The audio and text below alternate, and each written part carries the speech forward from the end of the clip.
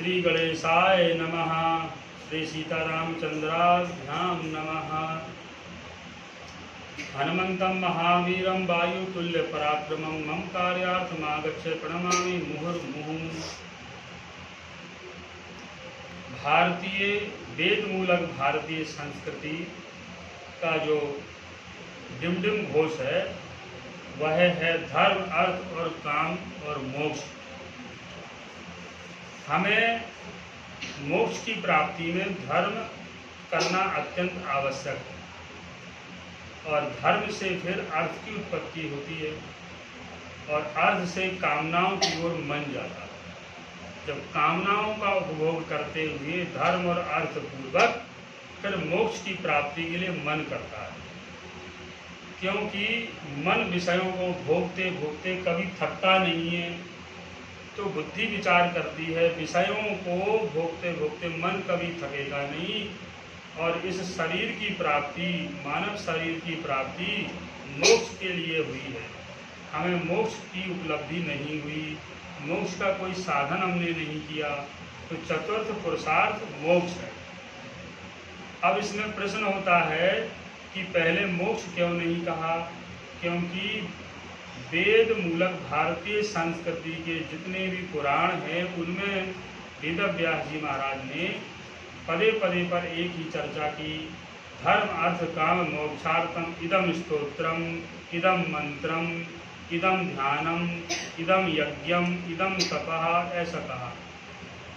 चारों पुरुषार्थों के लिए कहा।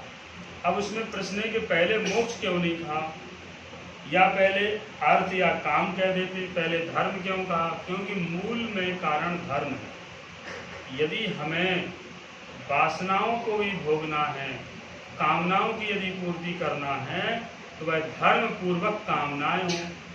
जैसे प्रहलाद जी ने, विभीषण जी ने और यहाँ तक कि राक्षसों ने भी पहले धर्म का संग्रह किया।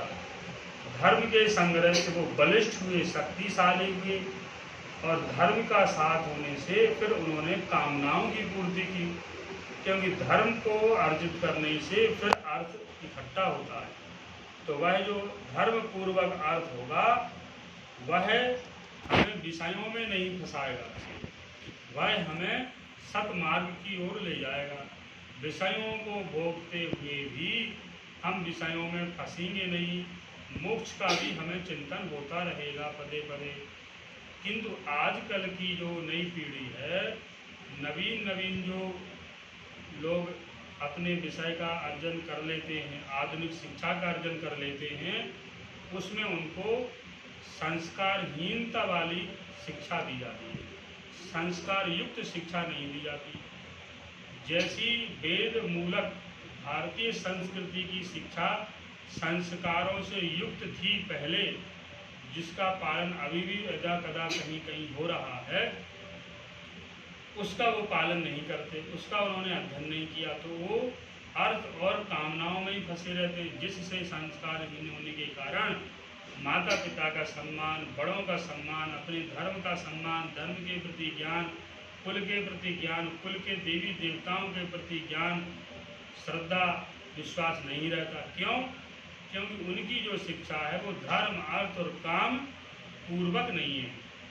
उनकी शिक्षा यदि धर्म पूर्वक हो तब तो वो धर्म पूर्वक वाली शिक्षा अर्थ देगी, तो धर्म पूर्वक अर्थ पूर्वक जो हमें शिक्षा मिली, जिस शिक्षा से हमने अर्थ को कमाया, वह हमें कामनाएं देगी, तो वह संस्कार युक्त कामनाएं देगी और संस्कार युक्त कामनाएं मोक्ष की ओर ले जाती हैं। आजकल क्या होता है, धर्म करना नहीं है और कामनाएं पूरी करना है, तो कामनाओं के लिए अर्थ की आवश्यकता है, अर्थ की दौड़ में घूमे तो अर्थ संग्रह कर लेते हैं, किंतु अर्थ का संग्रह से चिंतन बिगड़ता है।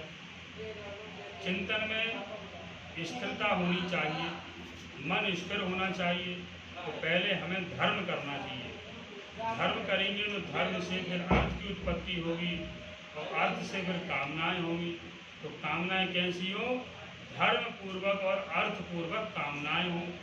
जब अर्थ और धर्म पूर्वक जब कामनाएं होंगी तो वह हमें मोक्ष का मार्ग बताएंगी, मोक्ष के प्रति जागृत करेंगी।